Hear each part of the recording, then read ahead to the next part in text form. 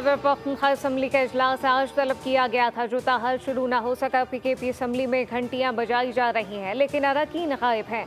मखसूस नशिस्तों पर मुंतखब खवातीन समेत 25 अरकान आज हल्फ उठाएंगे, जिसमें JUI, नून लीग, पीपल्स पार्टी, ANP और PTIP के अरकान शामिल। स्पीकर खैबर पख्तूनख्वा असम्बली बाबर सलीम सवाती इजलास की सदारत करेंगे।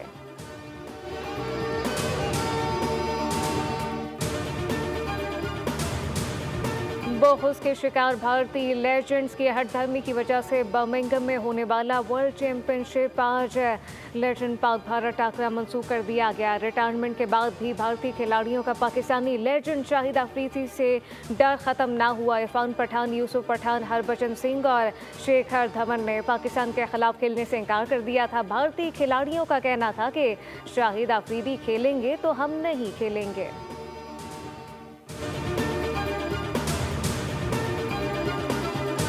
ठट्टा और खैरपुर में मुख्तलिफ ट्रैफिक हादसात में 9 अफराद जाम बहक, जबकि दर्जनों जख्मी। ठट्टा बाईपास पर तेज रफ्तार बस खाई में जा गिरी। हादसे के नतीजे में 6 अफराद जाम बहक, मुतअद्दिद जख्मी। जाम बहक अफराद कराची से केंझर झील जा रहे थे।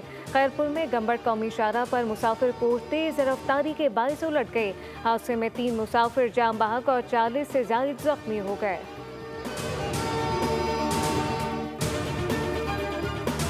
और शहर कायद में बारिश के इम्कानात मादूम। तेज बारिश के इम्कान खत्म। शाम के औकात में बूंदाबांदी मुतवक्के। सिंध के दीगर शहरों में बादल जमकर बरसे। बारिश के बाद नशीबी इलाके ज़ेर-ए-आब आ गए।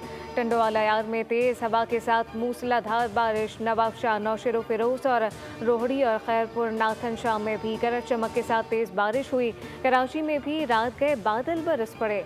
Gadap town, model colony, Malir Shah Faisal colony और एयरपोर्ट के तरफ तेज बारिश हुई।